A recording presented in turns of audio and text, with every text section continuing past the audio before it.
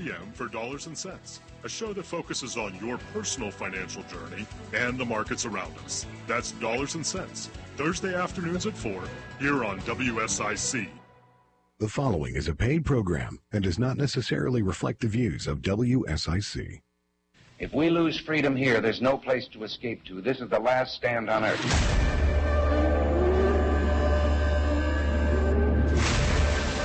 All Things Saine. Representative Saine.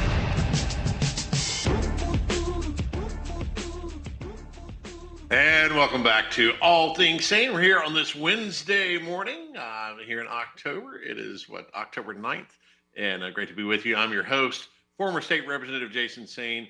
We are getting down to business today. I'm actually in my office in Lincolnton, doing a little travel today and moving around, getting it all done. But we've got a great show for you, as always. At 11:30 today, we'll be joined by Luke Farley. He's running for Commissioner of Labor. You'll enjoy our conversation with him. Super guy. You'll get to find out why it is important who the Labor Commissioner is. Might not be at the top of your list of elected offices to think about when you go into the voting booth, but let me tell you, it matters. And our conversation with Luke will explain exactly why that matters. You'll agree with me by the end of it as to why who you vote for Labor Commissioner means a lot. It means a lot about the trajectory of the state. We're going to continue moving forward, or we move to a very dark place as far as our politics. It's the leanings of his opponent are a little questionable at best. And we'll talk about that too. But nevertheless, it'll be fun. But first and foremost, of course, last week we talked a lot about Hurricane Helene and the impact on the state. We were just learning about it last week. How bad the devastation was because it took time to communicate, even from some of the areas that had been hit, as to just how bad it has been. So we got a feeling for that and heard from folks all across the state as they were surveying damage. The death toll continues to rise as they find people who were trapped that they couldn't account for, and more aid is on the way. But very impressed with our community and how we've all responded to help our neighbors out west. And today at the legislature, they go back into session. So it's just did a press conference a few minutes ago. I get to listen to a small portion of it, but they were explaining about what the process is going to be. They go into session today at noon. But at noon, they will recess. If I read the schedule rightly, and I generally can because I've been there, done that. They have a rules committee meeting at I think 12:15 or 12:30. So they'll gavel in for just a few minutes for the perfunctory. They said pledge, they said the prayer, kind of a welcome back to the General Assembly. They may make a few announcements, and then they'll recess. They'll have a rules committee meeting, which will take a bill that has already been House Bill 149 that's already been out there. It's a conference committee. It passed both chambers. They're basically going to gut that bill. I don't remember what was in that bill, but they'll take that bill and take everything out of it and put into that the relief package, the small relief package they're going to start with. And that way it only has to be voted on one time in each chamber. So that's kind of the magic of a conference report. It's kind of been sitting there. Conference reports are when you get a bill, it passes both chambers, and then the House and Senate is back to your old days of I'm just a bill. So if you go back to that, reference it, that conference committee meets and irons out small differences in between the House and Senate.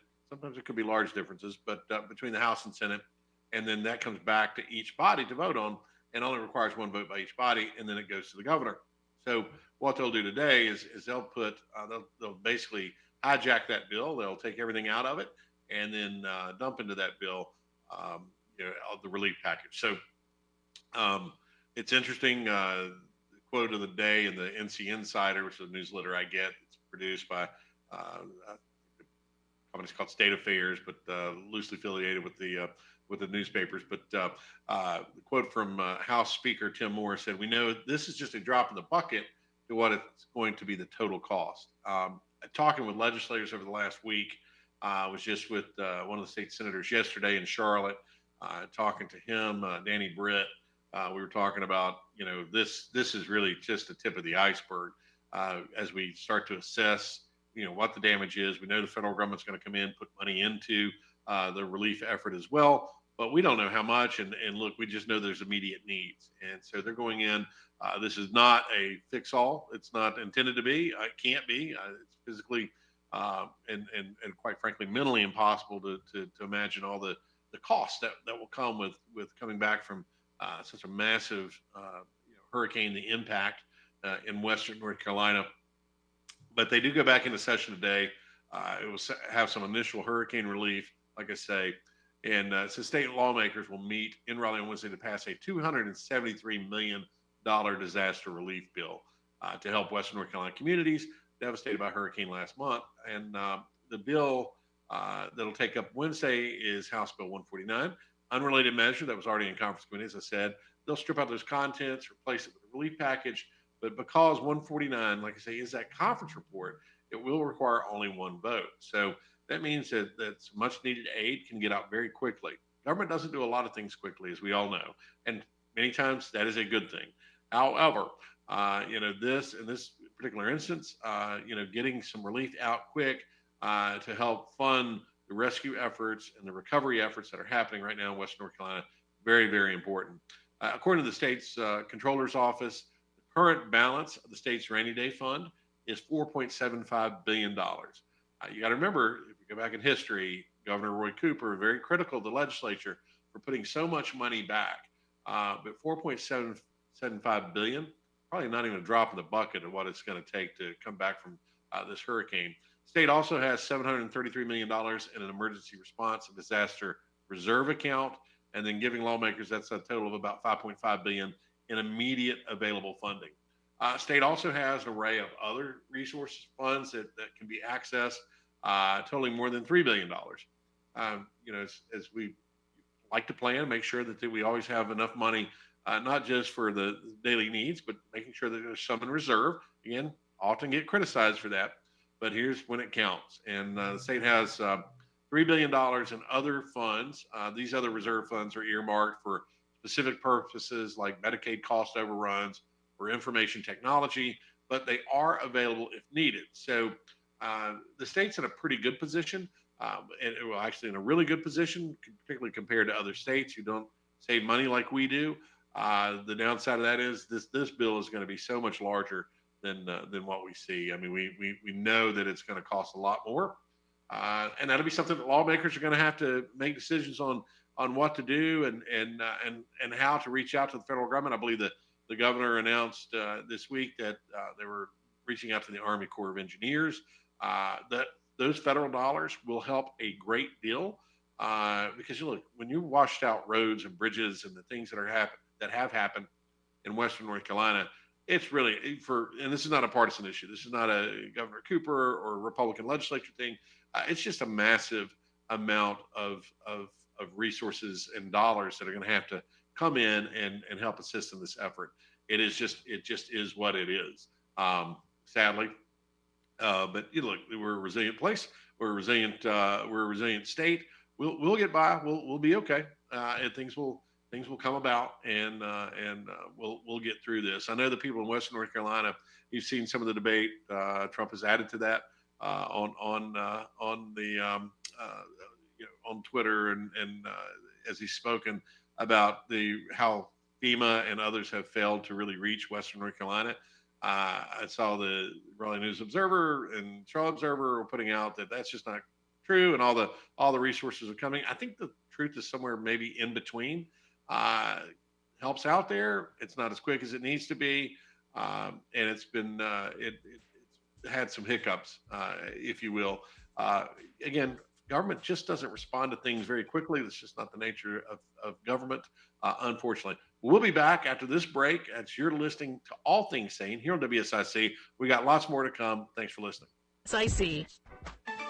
Well, the fall air is locked in. The dry weather is locked in for a while, too, and really no rain in sight over the next week. Plenty of sunshine and comfy as we climb into the low to mid-70s today, falling back into the mid-50s around the lake tonight.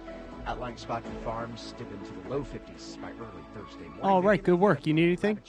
No, I think I'm good. I'm going to try to get these headphones connected now, but if not, we'll survive. No big deal. All right, cool deal. Excellent. You got a couple minutes here. All right. Meteorologist Chase Myers.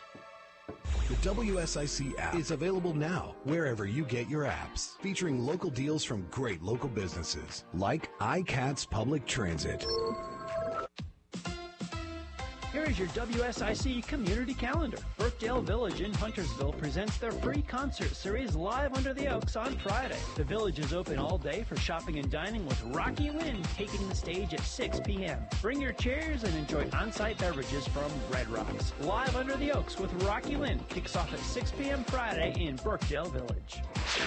Old Town Cornelius is alive again with October's Second Friday Street Festival. Join friends and neighbors on October 11th from 5 to 9 p.m. at the Oak Street Mill in Cornelius for the Second Friday Street Festival season finale. Live music, an all-star lineup of breweries, delicious food trucks, sweet treats, a kids zone, petting zoo, vendors, and giveaways highlight a night of fun for the entire family. We'll see you in Old Town Cornelius for the Second Friday Street Festival.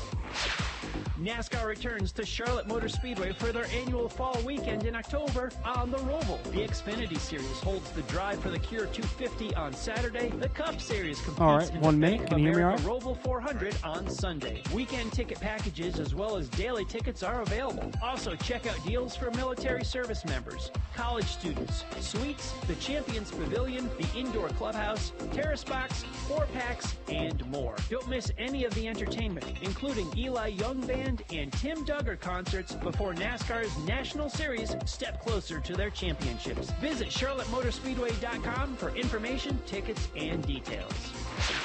To keep up with all the events happening around the community and much more, including amazing local deals, download the WSIC News app today.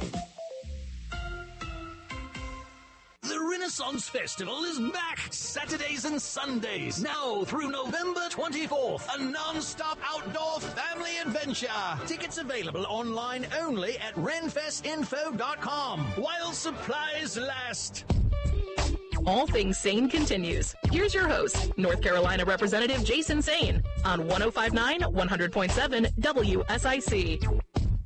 If we lose freedom here, there's no place to escape to. This is the last stand on earth.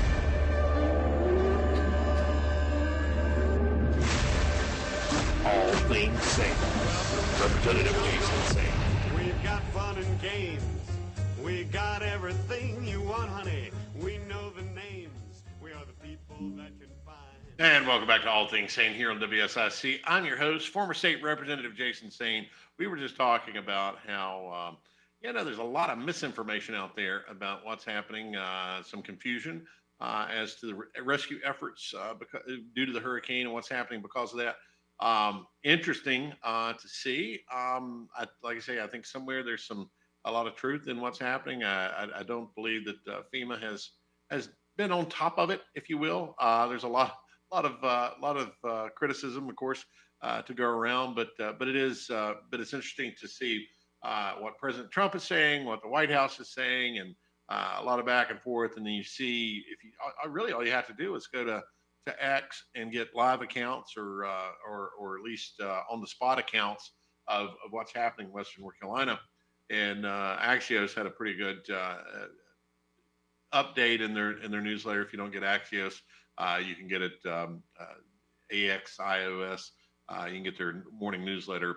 But FEMA, the Federal Emergency Management Agency, according to Axios, warned on Tuesday that falsehoods related to hurricanes are significantly impeding their response efforts. Well, that might be part of it. But anyway, it says they're putting hundreds of thousands of lives at risk as Hurricane Milton barrels toward Florida and others pick up the pieces from Hurricane Helene. Why it matters, according to Axios, it says amid ongoing natural disaster and with another one on the horizon, the federal agency took time for preparation and response efforts to caution the public about rampant misinformation. Of course, they say that former President Trump and others in the GOP have amplified claims that FEMA's response to Helene was biased against Republicans and that money for those impacted by the storm was diverted to housing for undocumented immigrants. Well, that's true. They can deny it, but, there's been a lot of money, moving through the federal government toward other things other than, funds for rescue efforts and for disaster response. I don't think you can argue that fact. But anyway, on Tuesday, FEMA launched a fact-checking page regarding its storm response to Hurricane Helene. again, somewhere in the middle, there's some truth. What they're saying, according to Axios, FEMA Administrator Deanne Criswell said the level of disinformation has hit a level that I've never seen before. Well, welcome to today's society. You know, this one of the problems that we've got with all the folks that like to go on and in politics and so forth, and take a little bit of truth and a lot of extra seasoning, if you will, a lot of disinformation, or I like to call it just flat out lies. And because of social media and the impact of folks just not believing, traditional media, because they are oftentimes just hacks for one party or the other, pick your poison, whatever it is, but not getting to real facts. People, there's a lot of distrust out there, and a lot of misinformation does get out there. So it's always hard to decipher what is real and what's not real. When you see video evidence of things that happen, first there was some denial that this Chinook helicopter was, blew away an encampment there where they were trying to, coordinate and do rescue efforts. Well, then you go back, and of course there was, oh no, this is not true. A lot of denials. This is footage from something else. Turns out, nope, that's real. It did happen. So it's the things like that if it happened, it happened. Admit that it happened. Deal with the situation. But first comes out the denial, and so then there's all this misinformation. And so this is something that those that are serving in public office are having to deal with. Those that that you as a consumer of news and just trying to find out what's really happening makes it very difficult. All Things Saine is really about just telling you what is happening, what the truth is. Not just as we see it, but as we can verify it, see it from other places. So I encourage you, don't go too far into the rabbit hole because you can get lost in it. But find trusted sources and then see what those folks are saying. Again, looking at X and just seeing what, with video and audio of things you can just see for your own eyes in places that I readily recognize a lot of times. If you're talking about Chimney Rock and some of the other towns have just been devastated, wiped away, you can see the photographic evidence. And as they say, the photos say 1,000 words, and you can see it. But it's part of a bigger problem, though, with this disinformation campaign. What Axios says the state of play is mis and disinformation are not only impacting the morale of first responders on the ground, but deterring people from applying for critical aid that could provide crucial storm assistance, according to Criswell, the FEMA administrator. She said, if it creates so much fear that my staff doesn't want to go out in the field, then we're not going to be in a position where we can help people. Well, first of all, your job is to go out into the field and fix these problems for these people. So whatever social media is saying shouldn't impact what your mission is. So that also gives me a little bit of reason to go, hey, time out. We need to do a little better there. But I do thank the listener who sent that to me. Reminded me, I saw it this morning and in my kind of normal course of events in the morning, just trying to figure out what's happening in the state and getting to my resources. But I did read that early on this morning, and it's worth a read to see what's happening there. Because look, and a lot of our state officials and public officials, federal officials and local officials have been out there, and they've been doing their fact gathering as well. So there's a lot of good happening. Let's not take a few negatives that are out there and some of this misinformation and let it deter us from moving forward. And that's kind of my point to FEMA is, yeah, it's out there, but you still have a job to do. Go do it for those people. I'm sure they will, because otherwise, folks are going to find out about it. Another thing that I saw that has been a myth on social media is that the quartz mine up in Spruce Pine, which why is that a value? But it does not anticipate the mine itself. This from the same Axios newsletter this morning says that the North Carolina quartz mine does not anticipate a supply chain hiccup after Helene, which that's great news. And why is it great news? Why does it matter? High purity quartz is mined in Spruce Pine, and those there they don't anticipate those hookups. But it says why it matters. Two manufacturers of the world's purest quartz, a rare key ingredient of the chips that power everything from medical devices, cell phones, are staying offline in the aftermath of Helene. A short-term closure, they believe, may not make much difference, but a long-term closure would threaten the global economy. The latest, Sibelco and the Quartz Corporation confirmed their employees are accounted for and safe. Said their facilities did sustain some minor damage. That's according to Sibelco. Neither has said they will remain, well, when they will resume operations. But the timeline may depend on nearby infrastructure, reconstruction, road clearing. That's going to be the bigger issues. You might can still mine it, but how do you get it out there and get it to where you need to deliver it to? It will be an interesting thing as well. But I saw that, again, on social media, you can find out that this mine was part of some big grand conspiracy that, the programmed weather, according to some with the tinfoil hats, was aimed at the mountains for some reason to disrupt quartz mining. Don't believe that's the case. I think that's a little bit of crazy talk, a lot of crazy talk. Weather happens, and unfortunately it happened and took out homes and businesses in Western North Carolina. I don't think there's some big government conspiracy. It's not a government conspiracy or not a big grand conspiracy to believe that the government is not very good at moving fast. That is true on just about every level, because it's just not what they do. That's why private sector folks were out there getting on top of it before anybody. I talked to a good friend of mine from Raleigh just yesterday who had spent a good portion of his weekend in the mountains up in Blowing Rock and Boone area. He gets a lot of joy out of using his chainsaw and helping people. And so he said, I know I could be utilized there. And he and a couple of buddies went to the Blowing Rock and Boone area to help with cleanup efforts. It's just simply offering their services to assist and help to move a lot of the debris. But again, that's the private sector. That's an individual working quickly. Another good friend of mine that we had on the show last week, Jeff Cariano, who part of his business is working with old government surplus and refurbing that and selling it, which includes Black Hawk helicopters. And they were able to activate a few of those helicopters and get them into the Lincoln County Airport, and we're delivering supplies from there. Now that pickup and drop-off center has moved further west, so they'd be closer and shorter trips to get those supplies out there. They can now truck it to different places. But again, that's how the private sector reacts very quickly in an emergency versus the federal government. It's the age-old, I'm from the government and I'm here to help you. That may or may not be true, but more importantly, it's not like they're going to show up in a quick fashion. It just doesn't happen.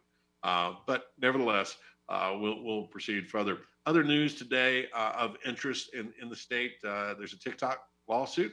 North Carolina joined more than a dozen of other states in the District of Columbia in suing TikTok and its parent company, ByteDance Limited.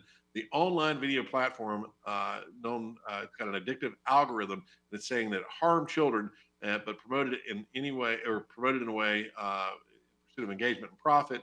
According to the lawsuit, Attorney General Josh Stein said on Tuesday, we allege that TikTok designed its app to addict kids, lied to everyone about how dangerous the app was for children, and deceived parents and the public by telling them that it had safety features in place to protect kids.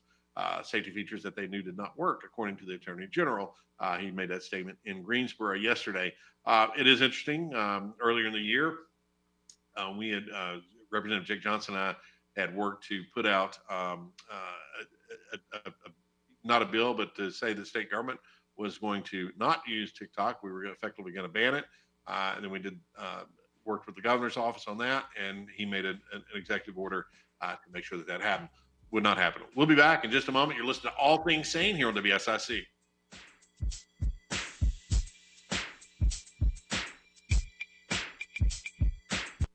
Keep it right here. All Things Saine with NC Representative Jason Saine will return after this short break on 105.9, 100.7 WSIC.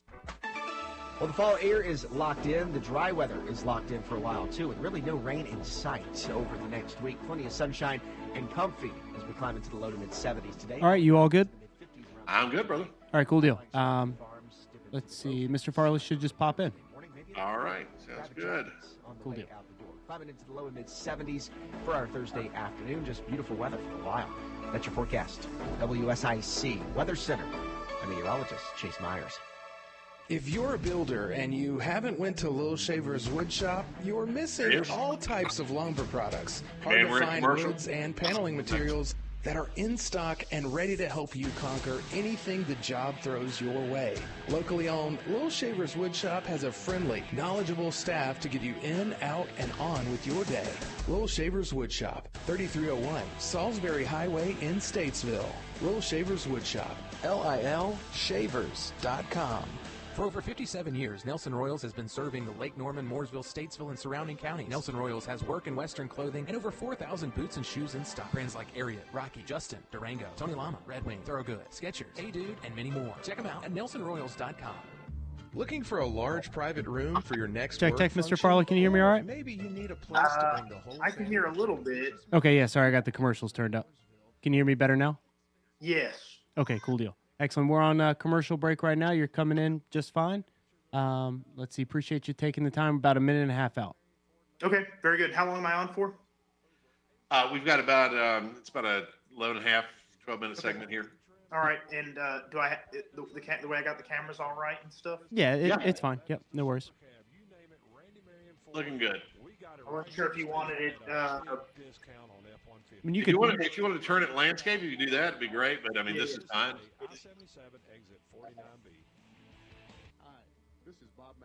Even better. Lovely. Since 1997, we have been committed to providing our clients with competent, caring, and experienced legal services. Learn more at McIntoshLawFirm.com. I'll do the intro. This is a Bloomberg Money Minute, confirming You don't have earlier to. Bloomberg report right, guys, about 1 minute out. Justice Department And is then we'll, considering then whether we'll to get push into for the Google to be broken apart. In a court filing, the DOJ, which has no inherent power to break up a company, says it's considering asking a judge to force remedies to prevent Google from using products such as Chrome, Play, and Android to advantage Google's dominance in online search. Stock in Google owner Alphabet is down 2%. Precarious time at Boeing following a breakdown in talks between the company and the union representing 33,000 striking workers. Each side is blaming the other, with both the company and the union saying the other side is making non-negotiable demands. This comes as S&P Global warns that as Boeing burns through cash, its credit rating is in danger of being cut to junk status, which would dramatically increase its borrowing expenses. Boeing shares are down 3%. Stock index is higher, a little. Dow and S&P 500 each gaining 0.25%, NASDAQ up 1/10. Andrew O'Day, Bloomberg Radio. Now more of All Things Saine with North Carolina Representative Jason Saine on 105.9, 100.7 WSIC. If we lose freedom here, there's no place to escape to. This is the last stand on earth.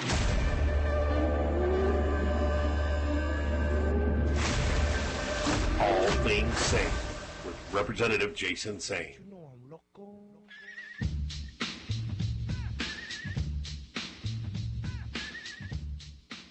And welcome back to All Things Saine here on WSIC. I'm your host, former State Representative Jason Saine. Glad to have you listening today. Again, you can always catch us on the podcast. If you can't catch us live on the broadcast, we do the broadcast every Wednesday, 11 to 12, but you can catch us on the podcast just a few hours later. Those usually publish out there and listen at your leisure. But I am glad to have joined me today Luke Farley. He's campaigning to protect North Carolina workers and businesses against far-left Democrats after defeating three other candidates for the Republican nomination. Small business attorney Luke Farley faces activist Democrat Braxton Winston to become North Carolina's next labor commissioner. The big picture, current labor commissioner Josh Jobson, a Republican, isn't seeking re-election, and he's endorsed Luke Farley to take his job. Farley is also endorsed by former labor commissioner Cherie Berry, affectionately known as the Elevator Lady. So I guess you're interviewing, and hopefully voters will make you, I guess, what, the elevator dude? Is that elevator man? Elevator dude, elevator guy. When I got started in this, somebody said, well, if Cherie Berry's the elevator queen, will that make you the elevator prince? And I said, never. No. I'll be guy, I'll be dude, I'm not being the elevator prince. So you might be the elevator king. How's that? You know, it's funny. That. It's funny you say that. Our good friend Gray Mills, Representative Gray Mills, who represents Mooresville, Iredell County, his father-in-law is Randy Marion, and Randy Marion is the king of price and an advertiser here on the station, so we always like to give him a shout out. But he's the king of price. I always joked with Gray, who was my seatmate when I was serving, I said, "Does that make you the Prince of Price or the Consul?" You know, so the Consul of Price. Yeah, you can be the king of elevators. So that title will be okay with you, right? We got to get there first. I got 27 days to make it happen, and I think it is going to happen. But we'll worry about elevator royalty when I get there. That's right. The titles can come later, but in the meantime, you've been everywhere, man. I've run into you all across the state since, I mean, even before the primary, you were out there working hard and continue to do so. But we are down close to the wire as folks are starting to make their selections. I was sending out some sample ballots yesterday to friends on text, and of course had your name marked along with many others. But what's it like out there campaigning? It's a fantastic experience. I mean, you know, I don't think you appreciate how big this state is until you start traveling by yourself in a 20-year-old pickup truck, which is what I've been doing. You know, it's 9 hours end to end, almost 11 million people. And one of the great things about the campaign is you go to places you just might not otherwise have gone. You know, they're not places that work conferences get scheduled or you go on a vacation, but they're the real North Carolina, and they're the people you need to meet when you're running for office. And it's just been one of the most incredible things about the campaign is to see the whole state. But as labor commissioner, I'm especially interested in the workforce and the businesses in the state and what our workers are doing. And so it's just this great occasion to see all of the great things that our workers and our businesses are doing and producing in North Carolina. Everything from, you know, I've seen umbrellas and spark plug wires and just everything being made in North Carolina by our incredible workforce has just been a real joy. Well, we do have an incredible workforce and an incredible business that's here. A lot of it homegrown, mom and pop. Start small, get bigger, and grow. We love seeing that. You know, and your role, and well, first of all, let's say it is a big state. For folks who don't really comprehend, we tend to, you know, become very myopic and only think about our individual lives, and that's okay. That's what human beings do. But we live in a state that is large. My first job in politics was driving former Charlotte Mayor Richard Benry, who I ran into yesterday, and it's great to see him. He's doing well.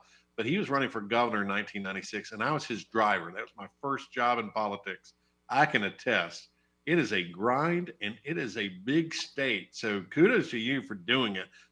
People just don't appreciate it. And when you're running a campaign that's not, you're not one of these, you're not running for U.S. Senate. So the money's not there where you have this full staff and exactly right. And you don't have the money to have a driver or even, you know, hop a plane and go across it. You got to drive it, and you're doing it yourself. Then you got to get out, look fresh again, smile, remember that, hey, this is what it's all about, and then, you know, give people the kind of greeting they want to see with a candidate for office, and then you got to get right back in the truck and go to the next thing. So kudos to you for doing it. I know it's a grind. I know you'll be glad when it's over, but hopefully that when it's over means that you'll see victory. Absolutely. And just, you mentioned the driving. One of the things that's really interesting I have found, I don't know if other folks find this interesting, but you take routes you would never take because, and one of my friends, Dan Bishop, says there's no efficient way to run a down ballot statewide campaign. You have to be in Kenansville in the morning and Jamestown in the afternoon. And and sometimes you got to go back to Kenansville the next day for something, you know, so there's just no efficient way to do it. And sometimes you're taking these routes that you just wouldn't drive normally. Like, there's just not a direct way to go from point A to point B. And I've just found some of just the neatest, off the interstate routes. Like, I love driving. I've got a route I like to drive when I got to be in Raleigh. Sometimes I have to be in Raleigh, then like Pinehurst, and then someplace in Union County. And that route through the Sand Hills and then like the Uwharrie Mountains, it's just become like my favorite drive in the state. It is. You get to see how beautiful the state is. You know, of course, unfortunately, one of the most beautiful parts of the state right now is still under recovery and trying to get back. What are your concerns as far as, I mean, not just for the people, obviously we're concerned about them getting their lives back in order, but how do you think it will impact the election? I mean, there's a lot of talk about what could happen. I know they're meeting today in Raleigh. The legislature is going to put forth some funding and help with the election process, making sure that those folks have every opportunity. But, you know, when folks are just struggling to put together a day and survive another day, voting might not be the first thing on their mind. What do you think the impact's going to be on the election? Well, it's hard to say, and I'm glad you bring it up, Representative Saine, because people are suffering out there, and we need to talk about it every chance we get, because the national media is going to move on from it eventually. But we in North Carolina need to keep talking about the suffering and what's going on with our friends and neighbors out west. So I'm really glad you brought it up. I was out there last week. I tried to do my small part, worked at the Rutherford County Airport for a day unloading small planes, and it just really restored my faith in humanity at this moment, because it was people from every walk of life out there. It was, the folks who are doing pretty well in life because they own a plane or a helicopter. They're out there doing their part. I was out there with folks who said, I haven't had power in my house for a week, but my house is fine otherwise. Everyone in my family survived. And so I'm out here helping the folks who don't have water power or maybe lost their house. And it was just incredible. And it was nice to get off the campaign trail and just focus entirely on helping fellow North Carolinians who are hurting. To your question about the election, it's hard to say, right? The folks out there voting may be the furthest thing from their mind, and rightly so, right? The weather's getting cooler out there. They may not have water. They may not have power. So voting is probably the last thing on their mind. But I have confidence that the General Assembly is going to make sure that our fellow citizens have every reasonable opportunity they can to cast a vote. Well, let's hope so. And people in the mountains are fiercely patriotic too. And I know that even in spite of their suffering, they want to have their voice heard. And quite frankly, they need to have their voice heard, particularly in light of what's happened. And to applaud you for getting out there and volunteering. I think we've all done in some small way added to the effort. I found myself last week, though I'm out of office, helping coordinate and work with different agencies just because I knew who to call and what I could do there, and glad to do that and coordinate with some of our federal counterparts when the FAA was kind of getting in the way, quite frankly, and Senator Budd was a big help there. But I knew who to call, and it could help. But you're running a very different campaign because your opponent, and this is not necessarily a trash session. I don't want to make it that, but there are vast differences. We got about 2 minutes, but vast differences between you and your opponent. You're a free market guy. You believe in the people in the state, and your opponent doesn't. That's a much different. He believes in government, and it can have a huge impact in the direction of the state. I think you're exactly right. I think that is one fundamental difference, that I believe in the people and the goodwill of the people to do right by their employees. Now, sure, there are bad apples out there, and they're going to get citations when they don't treat their employees the right way, when they don't pay them fairly or keep them safe. But I think by and large, most people want to do right by their employees. So it's about approaching this regulatory job in a way that you educate first and regulate second. That's not a Luke Farley original. My friend Commissioner Steve Troxler likes to say that, but he's exactly right. So I don't mind picking up other people's good ideas. But that's the approach I think that a common sense conservative takes, that you try to educate first and regulate second. Well, absolutely. And I know, be respectful of your time, that you're on the road, but if folks want to find out more about Luke Farley, how can they find out more about you? What's your website address? Absolutely. It's lukeforlabor.com, lukeforlabor.com. And I'm hoping the web traffic picks up quite a bit here in the next few weeks. So I hope everybody checks it out and learns a little bit more about me and what I stand for. Well, absolutely. People start to pay attention as it gets closer and closer, and all the ads and all the mailers. If you still have a mailbox, if you're not in Western North Carolina, you still have a mailbox. Your mail's getting flooded with it, but they don't pay attention to some of these races. But hopefully they're paying attention to yours, and we'll do everything we can to help you. Good luck to you on the campaign trail. Representative Saine, thanks so much for having me. You bet. Luke Farley for Labor Commissioner. We'll be right back. Take care. There's more All Things Saine with NC Representative Jason Saine on the way from 105.9, 100.7 WSIC. Well, the fall air is locked in. The dry weather is locked in for a while, too, with really no rain in sight over the next Well done, sir. Sunshine and comfy. Thank you, sir. Appreciate that. A couple minutes here, then. Yeah, last segment already. All right, cool. We'll get to the wrap-up. No Awesome. by early morning, maybe enough for you to grab a jacket on the way out the door. Climbing into the low and mid 70s for our Thursday afternoon. Just beautiful weather for a while. That's your forecast. WSIC Weather Center. I'm meteorologist Chase Myers. Here is your WSIC community calendar. Brookdale Village in Huntersville presents their free concert series Live Under the Oaks on Friday. The Village is open all day for shopping and dining with Rocky Lynn taking the stage at 6 p.m. Bring your chairs and enjoy on-site beverages from Red Rocks. Live Under the Oaks with Rocky Lynn kicks off at 6 p.m. Friday in Brookdale Village. Old Town Cornelius is alive again with October's Second Friday Street Festival. Join friends and neighbors on October 11th from 5 to 9 p.m. at the Oak Street Mill in Cornelius for the Second Friday Street Festival season finale. Live music, an all-star lineup of breweries, delicious food trucks, sweet treats, a kids zone, petting zoo, vendors, and giveaways highlight a night of fun for the entire family. We'll see you in Old Town Cornelius for the Second Friday Street Festival. NASCAR returns to Charlotte Motor Speedway for their annual fall weekend in October on the Roval. The Xfinity Series holds the Drive for the Cure 250 on Saturday. The Cup Series competes in the Bank of America Roval 400 on Sunday. Weekend ticket packages as well as daily tickets are available. Also, check out deals for military service members, college students, suites, the Champions Pavilion, the Indoor Clubhouse, Terrace Box, 4-packs, and more. Don't miss any of the entertainment, including Eli Young Band and Tim Duggar concerts before NASCAR's National Series step closer to their championships. Visit CharlotteMotorspeedway.com for information, tickets, and details. To keep up with all the events happening around the community and much more, including amazing local deals, download the WSIC News app today. The Renaissance Festival is back Saturdays and Sundays, now through November 24th. A non-stop outdoor family adventure. Tickets available online only at renfestinfo.com while supplies last. Call now to speak with NC Representative Jason Saine at 844-STUDIO-4. It's All Things Saine on 105.9, 100.7 WSIC.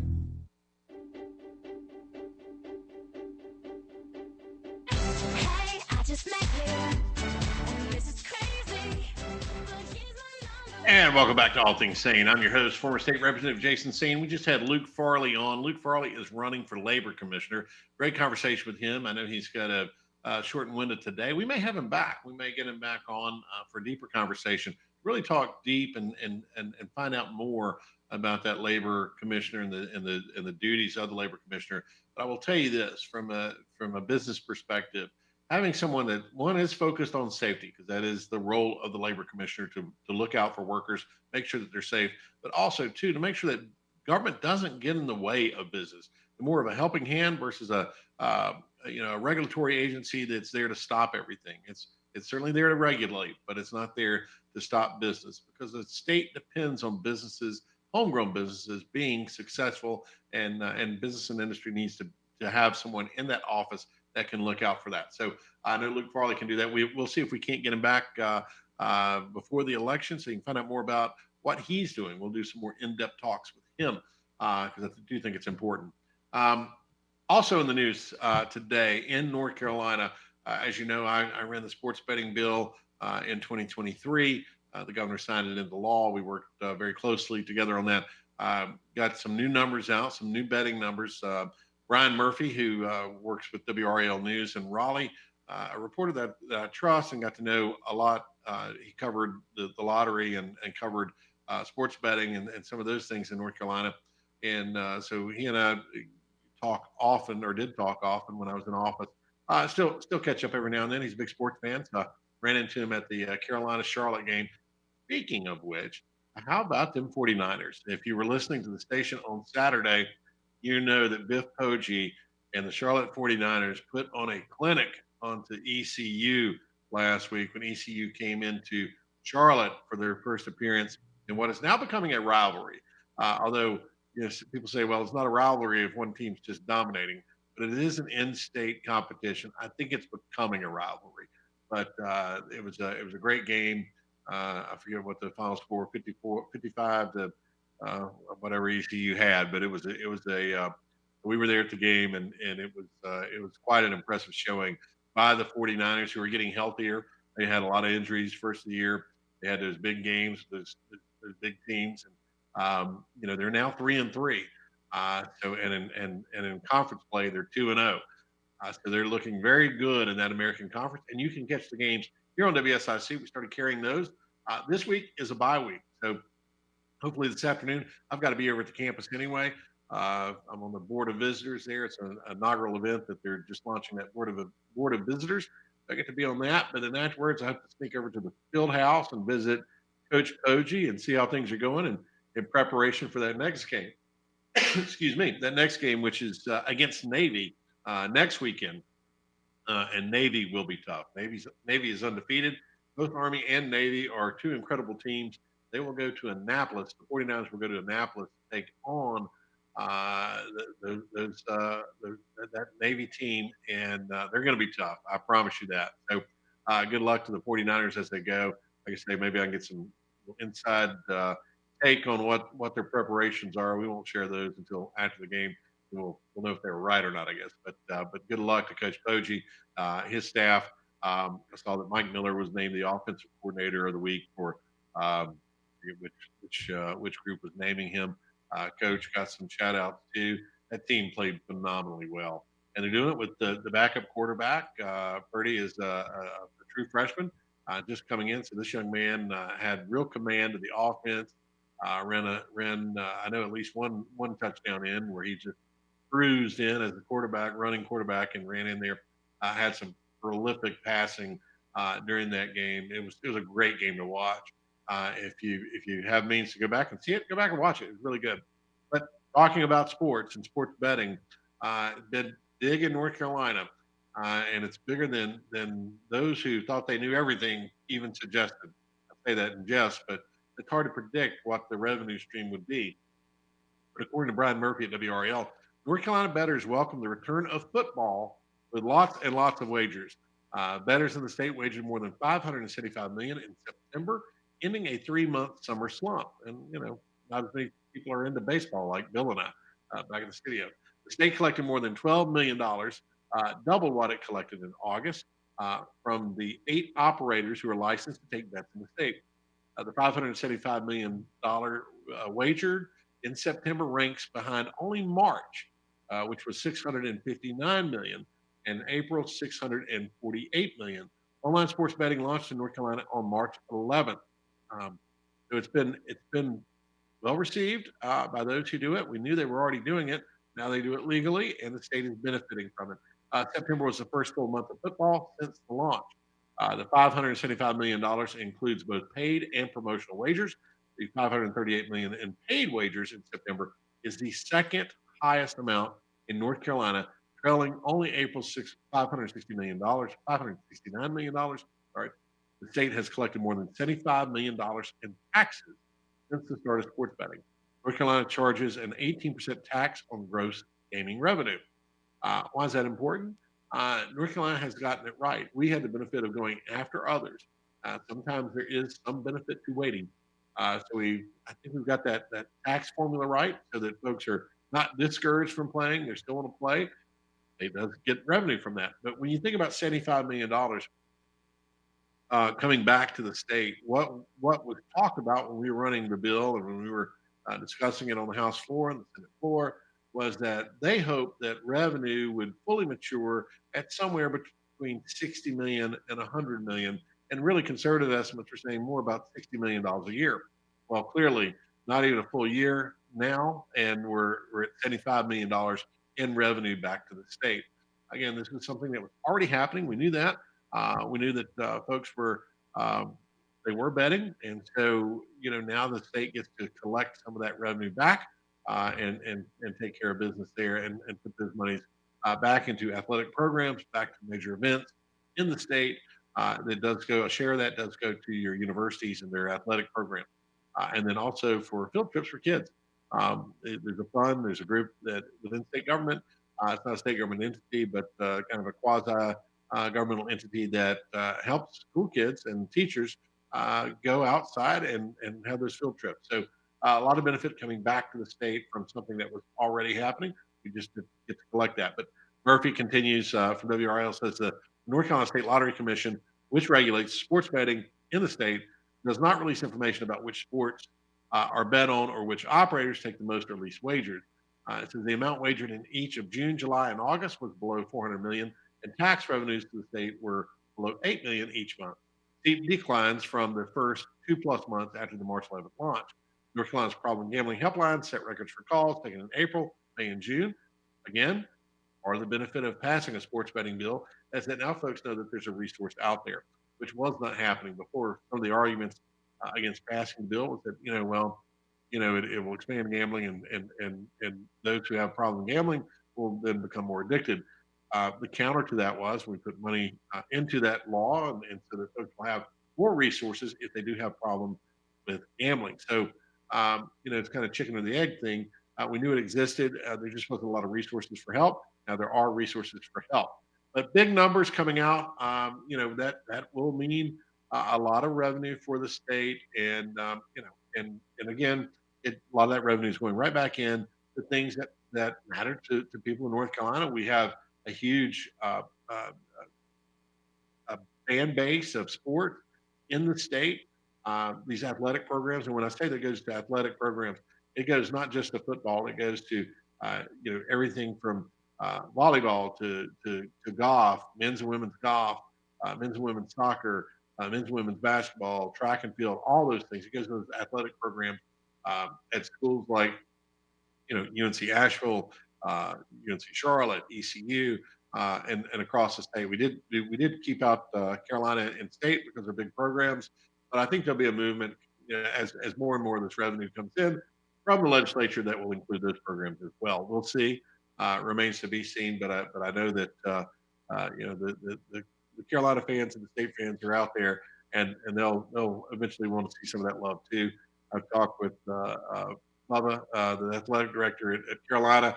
I know he would certainly enjoy that, as I've talked to the athletic directors who have benefited from it, and they think it's a great thing that they're able to take advantage of that, and something that, again, was already happening in our state.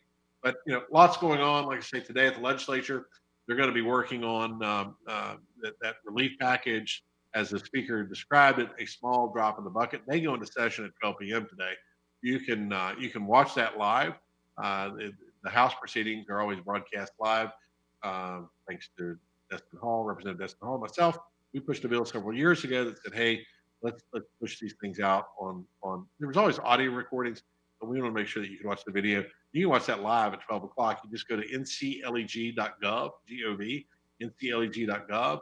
You can watch that live, see the debate, see what, really hear what legislators have seen, particularly from the western part of the state, as to what the needs are, and we'll see some debate on this bill as people get to, really